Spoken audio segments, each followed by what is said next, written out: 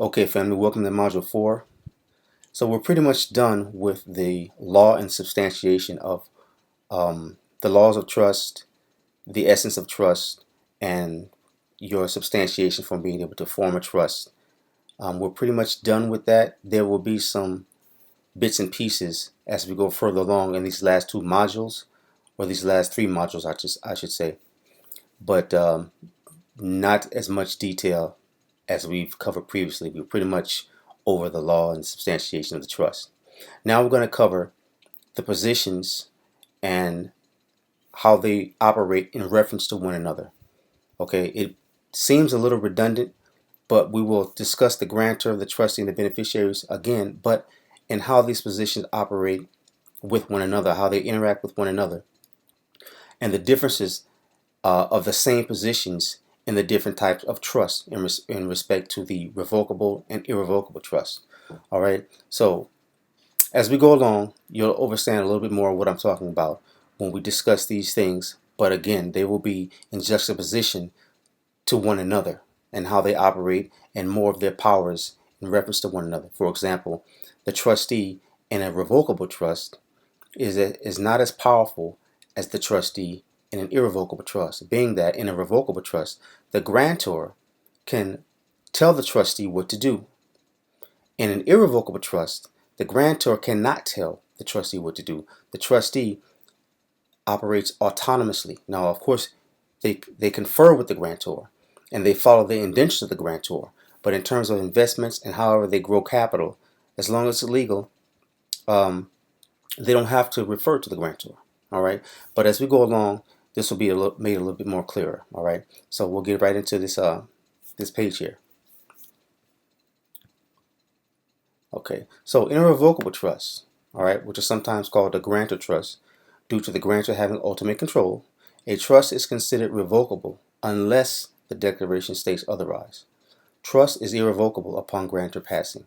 Now, in the trust you have, whether it starts out as revocable or irrevocable, once the grantor dies, that trust becomes irrevocable. Irrevocable meaning that nothing can be taken back in terms of what's delineated in the terms. The terms become concrete. No one can change them once the grantor passes. Okay, so any revocable trust becomes, any revocable trust becomes irrevocable once the grantor dies. Now, we're talking about the grantor here in a revocable trust. All right, the grantor of a revocable trust can be the first trustee and one of the beneficiaries. So we discussed earlier that there is no title split if the grantor is the grantor and the only beneficiary. There must be another to share or to split off that equitable title.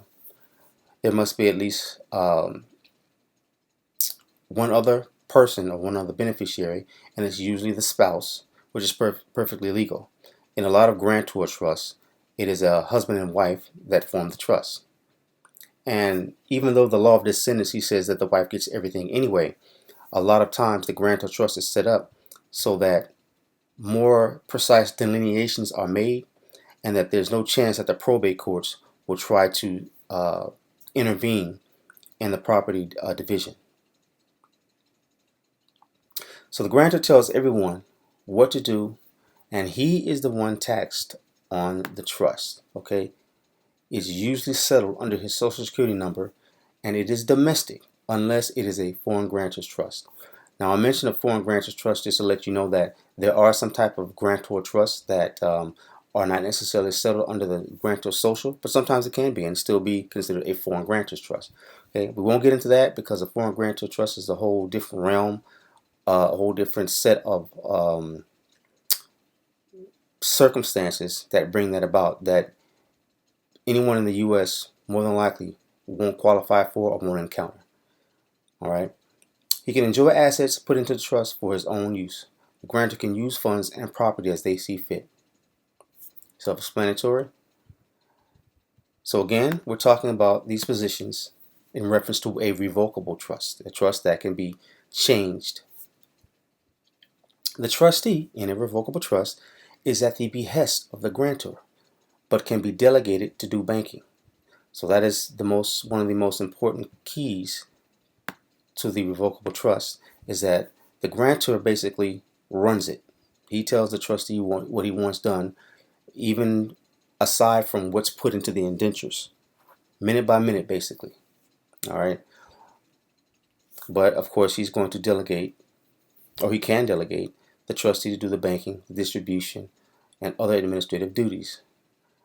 He has power equal to the grantor. Notice that it does not say surpassing the grantor. And in many cases, the grantor can make it so that his power, the trustee power, is not equal to his. When the grantor passes, the trustee is in full control of the trust and can designate a co-trustee. Now, prior to the grantor passing, the trustee cannot designate a co-trustee without the grantor's approval. Again, the grantor runs it. Once the grantor passes, though, he runs the trust. He can represent the trust in court.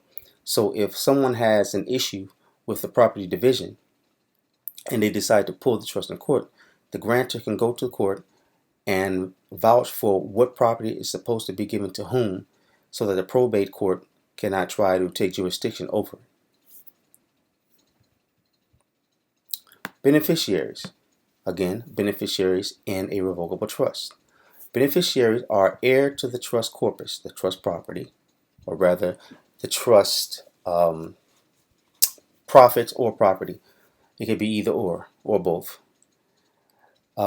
Beneficiaries are heirs to the trust corpus, but can also be certificate or shareholders. And that's usually in a more corporate structured trust. And generally have voting rights on trust agenda and appointments, and may have other rights given by the state of governance. Beneficiaries are presumed to be U.S. citizens if the trust is silent on this issue. Now, when it says beneficiaries generally have voting rights on trust agenda, even in a non-corporate setting or in a non-business setting, trustees, or rather beneficiaries, can have a vote on who becomes trustee, what investments the trust makes, etc. They can vote on that, and they usually have those powers to do so.